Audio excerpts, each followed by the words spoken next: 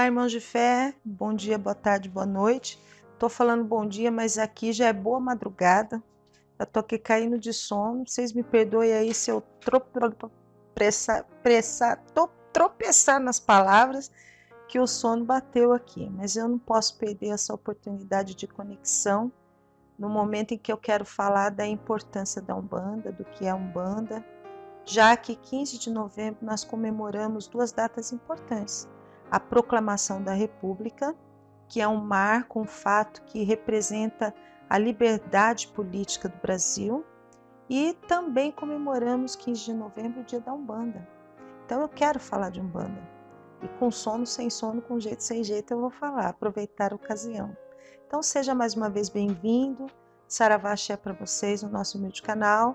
Se você gostar do vídeo, clica lá, compartilha, clica no sininho, no joinha, né? Se inscreve, envia para os amigos para fortalecer o nosso canal, levar nossa palavra adiante, mostrar para as pessoas, para um volume grande de pessoas, que a Umbanda é paz e amor, que espiritismo é de luz, que espiritualidade divina, não é verdade? Que é uma religião linda, abençoada. Então vamos lá, irmãos. Eu abro o vídeo falando o que é Umbanda, né? Umbanda, ela é uma religião muito antiga. Assim como a maçonaria, ela é a primeira maçonaria, né? E ela é baseada no mesmo primórdio. Ela é a segunda religião mais antiga do mundo. A primeira é a maçonaria, a segunda é a Umbanda, né? Mas a Umbanda ela era praticada dentro de um princípio tão velado, tão secreto, tão discreto, tão selecionado, só aquela minoria adentrava nela, que ela ficou tão velada, que ela acabou morrendo com os últimos. E ela se perdeu. Então ela ficou perdida na história da humanidade, perdida em stand-by, vamos assim dizer, na esfera etérica. Até que ela começou a ser recodificada novamente.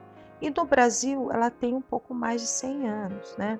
No Brasil, um médium chamado Zélio Fernandino de Moraes, em 1908, no Rio de Janeiro, ele estava participando de uma reunião espírita kardecista que segue a vertente dos livros da literatura de Allan Kardec, e ele incorporou o Caboclo das Sete Encruzilhadas, que falou da religião de Umbanda, explicou o que era Umbanda e disse que seria implementada no Brasil, uma religião para todos os oprimidos, para dar força a quem precisasse, a quem precisava de orientação, né, de iluminação, de socorro emocional e espiritual. E ditou todas as regras, e assim nasceu a Umbanda no Brasil, no dia 15 de novembro. Então ela é comemorada em 15 de novembro por essa razão. Um marco importante aí com o nascimento dela, a recodificação dela no Brasil. Lógico que existe sempre uma influência cultural nas religiões, né? Depende muito do povo. Por exemplo, o espiritismo kardecista, ele tem a influência cultural da França, um país de velho mundo, habituado a estudos, habituado a livros, a mais literatura. Então, é um espiritismo que codificou vários livros, né? Aí nós temos as religiões da África, de matriz africana. É um povo que não é tanto dos livros, é um povo que é tanto da música, né?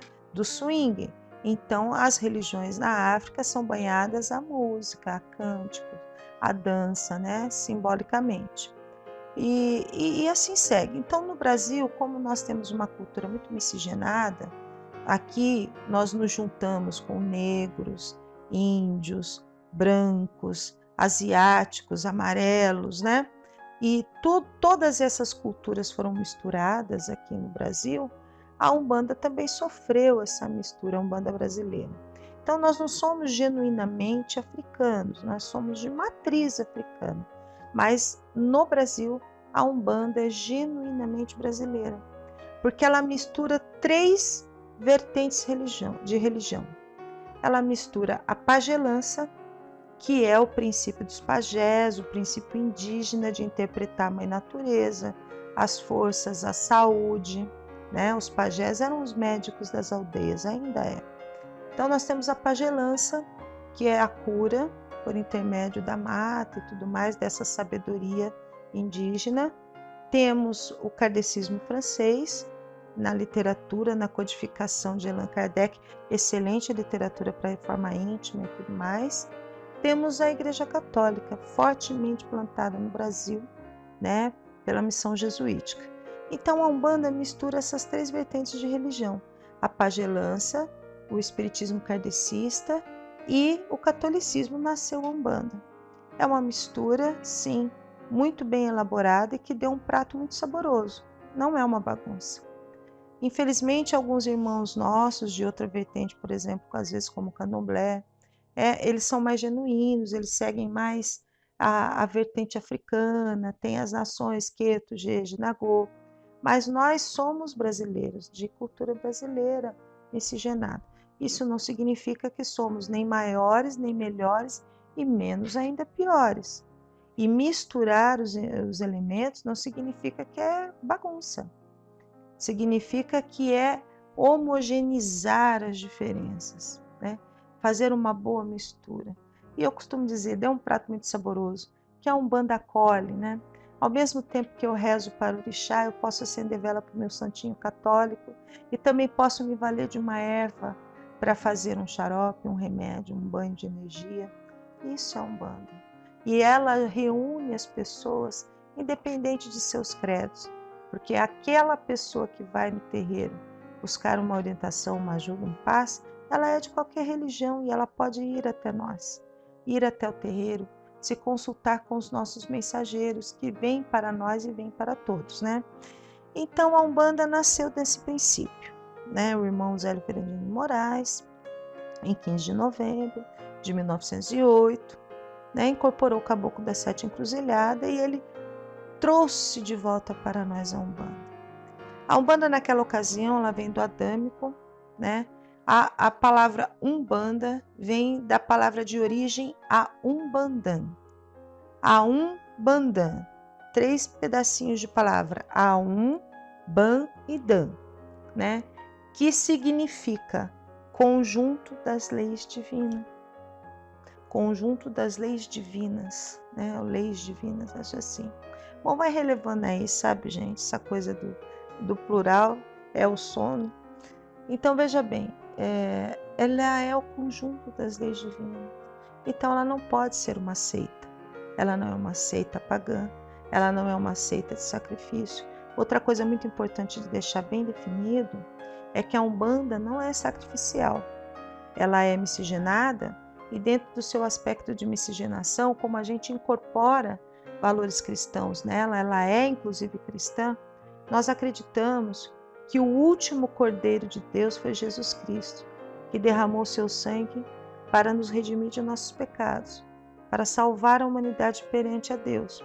Que consta as histórias do Velho Testamento, né?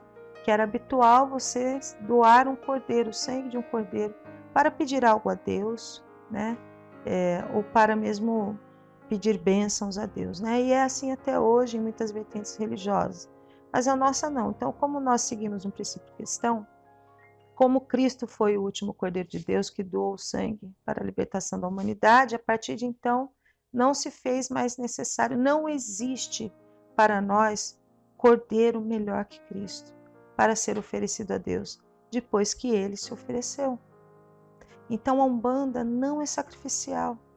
Nós respeitamos quem cultua os cultos de ancestralidade, mas a nossa Umbanda brasileira, misturada com a crença cristã, católica, ela não vê o sacrifício como um dogma dessa religião, tá? Por esse motivo que eu expliquei para você sobre Jesus Cristo. Jesus Cristo é parte integrante importantíssima da nossa religião no panteão de orixá dela. Então, o que significa? A Umbanda, ela nasceu, como eu falei no Brasil aí, mas ela veio já um pouco de antes. Ela já nasceu com Cristo, ela representa Cristo. Então, assim, a Umbanda sofreu dois momentos. A era mosaica, que é a era de Moisés, aquele Deus de temor, que você tinha que ter medo de Deus, você tinha que obedecer a Deus. Se Deus dava para você, ele podia tirar. Deus podia te castigar. Então você tinha que temer a Deus, a ira de Deus. Você tinha que temer a ira de Deus. E segue assim os princípios de alguns orixás também dentro do culto de ancestralidade. Já na Umbanda, como a gente é miscigenado, misturado, jovem, renascido, cristão, né? Nós somos uma religião da era cristã. Então Jesus Cristo nasceu, marcou o reinício não só do calendário, mas de uma renovação das religiões. Então a Umbanda, o que aconteceu? São mais de 400 orixás em todo o panteão de religião de matriz africana. Candomblé, Umbanda. A Umbanda cultua 16, já falei dessas diferenças em outro vídeo, e a Umbanda 9. Então a Umbanda, ela cultua orixás cristãos, nascidos da fusão de Oxalá com Iemanjá. Oxalá é a representação de Jesus Cristo, né? Digamos no sincretismo. Se eu for entender o orixá com uma personalidade, um perfil de algum santo católico, eu vou relacionar Oxalá a Jesus Cristo, né? Então, Oxalá se fundiu com o Iemanjá e deram origem aos orixás que cultuamos na Umbanda, tá? São orixás cristãos, orixás que não precisam mais do cordeiro, não precisa mais do sangue. Mas a Umbanda, embora não seja sacrificial, ela é ainda de oferenda, tá? Então, ao invés de eu doar, sacrificar um cordeiro, um animal, doar um sangue para pedir a Deus, eu vou fazer um presente a Deus, digamos assim. Quando eu espero um amigo, uma pessoa amada, querida na minha casa, geralmente eu convido ela para comer. Eu faço uma festa, né? E eu vou cozinhar com muito amor e carinho um prato para esperar aquela pessoa vir na minha casa, para que ela seja bem recebida, para homenageá-la com uma boa comida, para festejar, para ter um dia agradável ao lado da pessoa querida. É assim que eu vou fazer a oferenda para o orixá. Eu quero pedir ao orixá, eu quero agradá-lo, eu quero oferecer um presente, eu quero acolhê-lo, recebê-lo na minha casa. Então eu vou fazer a ele uma comida com amor e carinho, vou servir num prato apropriado para ele, mas não vou sacrificar um animal. Aí qual é a diferença? Se eu fizer um assado, não é um animal também? Sim, é um animal, mas é um animal dentro do princípio da vida, porque Deus nos criou carnívoros, herbívoros e onívoros, certo? Então eu vou sacrificar um animal para comer, mas eu não vou derramar o sangue dele para um motivo de um pedido ou de um desejo meu. Tem diferença na intenção. Tudo tem uma relação com a intenção sempre tem que ser boa. Vocês entenderam, irmãos? E até porque ao longo de muitos anos, essa questão da oferenda e do sangue, ela foi muito distorcida, né? O ser humano, na sua maldade inata, gostar de manipular as pessoas e devolver o mal, e fazer o mal por prazer e por cobiça, ele sempre derramou o sangue do animal, né? Sempre fez o feitiço, a magia, a macumba. Ele entende que para ser forte tem que ter bicho, tem que ter sangue, sabe? Então, isso também eu estou aqui para desmistificar, que não tem relação com a Umbanda, irmãos. Mas sim, talvez, se você tem uma tendência forte a acreditar que tem que ser assim, talvez esteja numa memória inconsciente sua daquilo que você sempre foi em vidas passadas. Mas se você quer ser de Umbanda hoje, você tem que entender que a Umbanda não é sacrificial. Isso é Umbanda. Umbanda é paz, Umbanda é amor, Umbanda é cristão, Umbanda é solidariedade. Umbanda não é uma religião de vários deuses. Nós acreditamos apenas no único Deus de todos nós, num único Pai para todos nós que nos faz todos irmãos. Os orixás são como deuses, mas Deus é um só. Por que eles são como deuses? Porque eles foram criados por Deus. Dentro de uma avaliação de hierarquia, eles são abaixo de Deus o número 1 das criaturas de iluminação.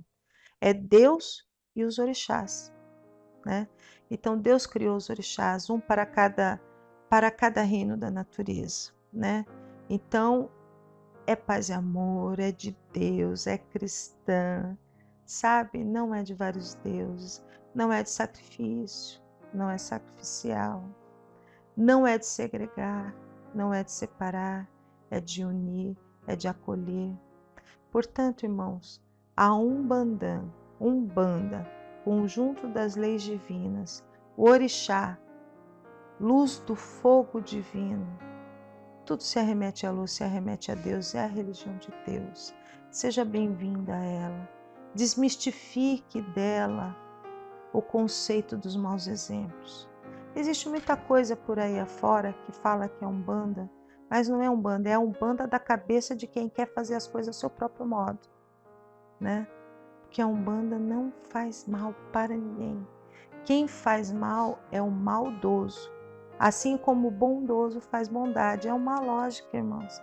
Está na hora de a gente discutir o assunto para entender de uma vez por todas, para limpar os equívocos da cabeça, limpar os preconceitos e os medos do coração acerca da religião de Umbanda, linda e maravilhosa, que constitui em você se energizar, beber na fonte da energia da natureza, da água do mar, da água dos rios, do vento que bate no rosto, do sol que aquece a pele, das plantas verdes, sabe, que abrilhantam o ambiente. A Mãe Natureza e todos os seus filhos da grande Mãe Natureza ao serviço da nossa energia e nós como parte delas. Então isso é Umbanda, irmão. A Umbanda é linda, linda e maravilhosa. Não vamos ficar aí apegados aos conceitos distorcidos daqueles que querem um veículo de controle das outras pessoas, tá? Posso falar muito mais, poderia falar muito mais nesse vídeo também, mas para que ele não fique muito extenso, eu vou encerrar por aqui. Vou voltar a falar de novo de Umbanda, vou voltar a falar de novo de Orixás. Eu vou iniciar uma série Orixás, onde eu vou falar um pouquinho do perfil específico de cada Orixá, um por semana para vocês. Então aguardo vocês nos nossos próximos encontros. Peço que você compartilhe esse vídeo com os seus amigos e nos ajude nessa causa linda e nobre, de provar às pessoas, de mostrar a elas a verdade sobre a religião de Umbanda. Saravá, irmãos, sejam todos vocês mais uma vez bem-vindos e sejam muito abençoados pelos nossos orixás, por Deus, por Jesus. Saravá, irmãos.